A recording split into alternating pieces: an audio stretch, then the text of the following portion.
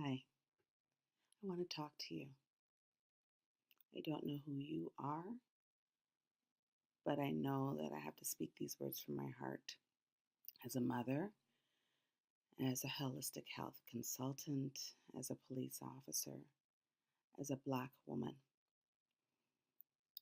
Last night and last week, I had the privilege, the honor to hear and feel the words and the hearts and the pain of a lot of good people in our communities. And as much as it was an honor and a privilege, it was also a very painful experience. And what it brought up in me were are so many emotions that I barely know where to start, but I know that I have to express this and express this in a big way.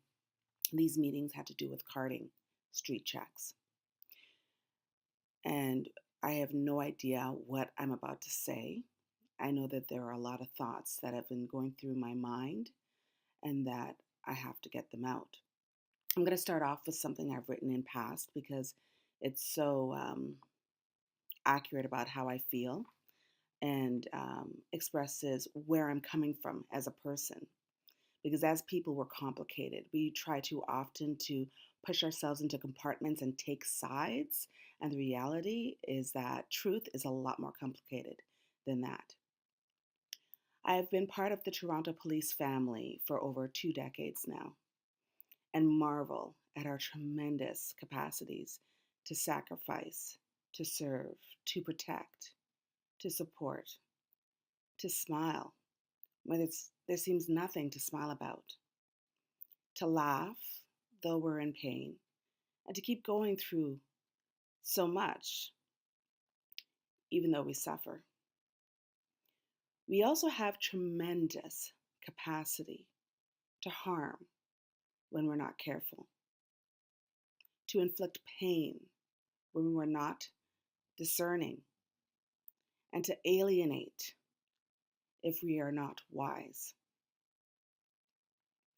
Our successes rely on our humanity and our ability to see the humanity in everyone, including ourselves.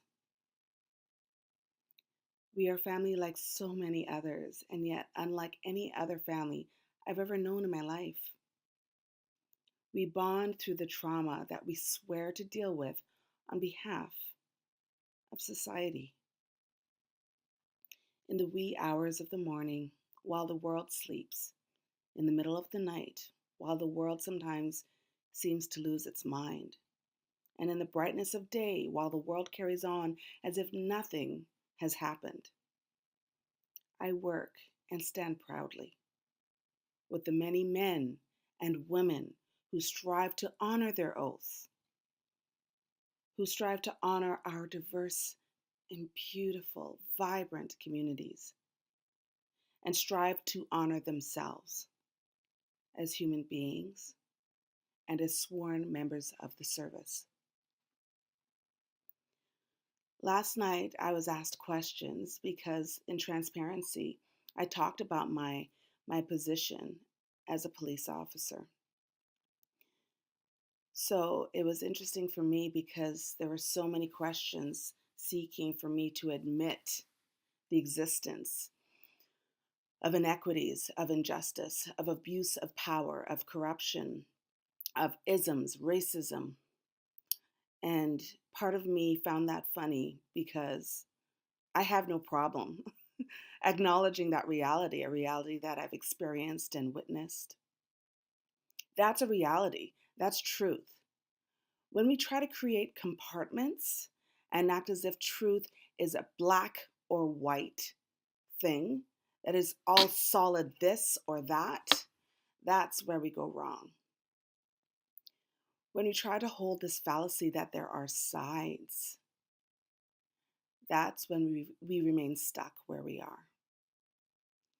I know we want there to be sides. We want there to be a stark line showing right or wrong. I'm a mother of a Black young man, an auntie. I am a police officer. I am a Black woman. And I'm going to reshape that because we're accustomed to saying I am. I am honored to fill those roles. I am is bigger than all of those roles. And because the I am is bigger than all of those roles, that means that I can't choose sides. It's not about choosing sides. It's about seeing the truth in all of those areas. The truth is, there are police officers, such as myself, who joined the job to help others, to save the world.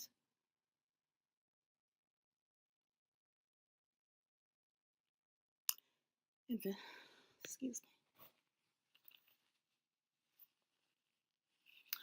And then there comes a time when you realize that's not even possible.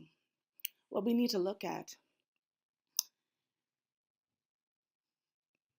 is understanding and saving ourselves as human beings so that we can better see others when we attempt to help them. Then when we help others, we're helping ourselves. When we have these conversations of they, objectifying people, I don't care if you're talking about police or communities. When you start saying they, you are no longer seeing the people. You're not seeing the people in the uniform. You're not seeing the human beings in the community. When we're having this discussion around carding or any other tool, what we need to understand is that there are human beings involved in this. Paperwork is not going to fix this. New tools or eradicating old tools is not going to fix this. It will help, but it won't fix it. We need to see each other. We need to see each other.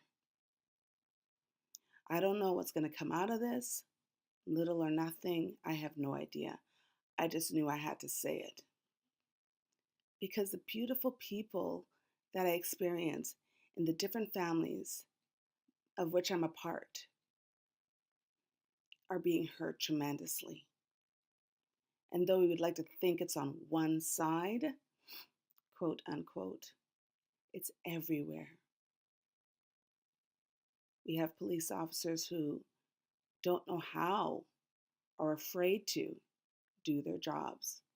And I'm not talking about the police officer that people, and I mean people everywhere, like to portray as the evil person in a uniform that wants to hurt or kill everybody and anybody.